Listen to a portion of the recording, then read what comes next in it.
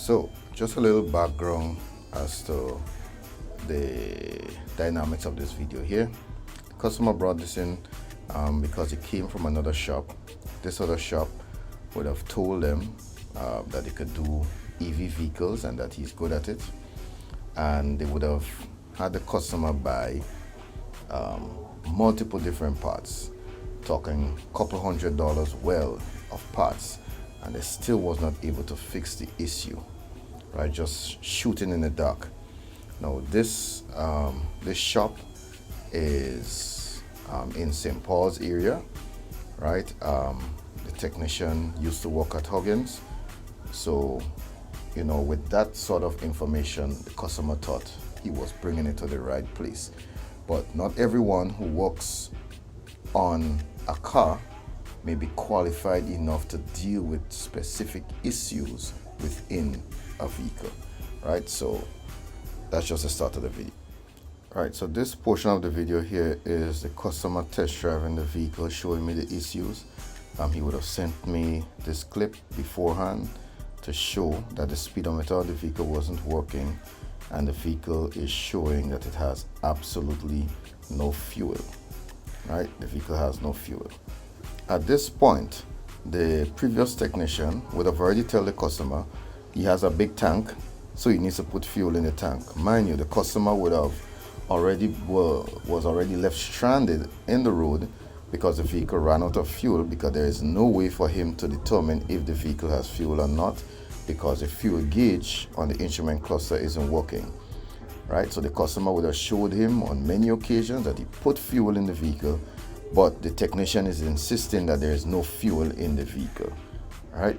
So just another background or a little history on what was taking place and the frustration that the customer was going through. Right, so this one here is for the books. The customer would have sent me a video and some pictures showing that the cluster on the vehicle was not working. All right, you see the fingerprints because I just came out from inside the cluster. So the cluster wasn't working. Right, that was the video that was sent. But the scan tool, when you look at the scan data, right? When you look at the scan data was saying that there is a code on the ECM, on the instrument cluster, sorry, and some other codes in the vehicle unrelated to the fault, right? So there was a code in the meter. So when I looked at the top, right, so usually there's a piece of trim that comes on here. You could see there was fingerprint marks on the trim. The scan tool was giving you a mileage for the vehicle, but the instrument cluster was showing no mileage. It was showing no fuel, even though the vehicle had fuel. So you know, we start thinking, what could cause something like that? So what happened is that the person who had this vehicle would have changed the mileage on the vehicle and they used the wrong file. In taking down, I would have noticed, like, you could see signs that someone would have been, you know, behind here already. Like on this side here, you can see there was fingerprint marks on the pillars. On this side here, also on the cluster, you could see witness marks. The witness marks means they would have used a tool to remove the cluster. Now the reason why they did that is because of this here. So I don't know if you could see it properly, but this here is the EEPROM. See that little marks in them around it and how it looks different compared to the rest? Someone would have changed the mileage on the vehicle, and more than likely they would have flashed the EEPROM, or the process they did was not correct and it messed up the cluster. So what I'll have to try to do is to get a file for this vehicle, because I already know what the mileage is. The mileage is 100 and something thousand.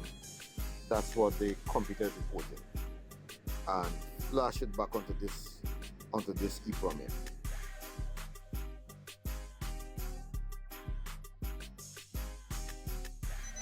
So we had to go in on the EEPROM, put the correct EEPROM on the cluster, verify that it works. So let me show you now. So now you can see a mileage. Now we can see that there's fuel.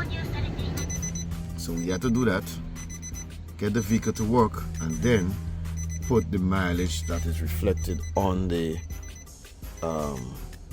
scan tool to match the one on the vehicle. Alright, so guys, be careful out there. Careful when you're buying vehicles, especially from Japan. There's a lot of scammers out there, and also the people here who try to do mileage correction and can't do it correctly. Right? Well, I'm not saying that we could do mileage correction, but it takes a certain set of skill. Alright? So have a good day.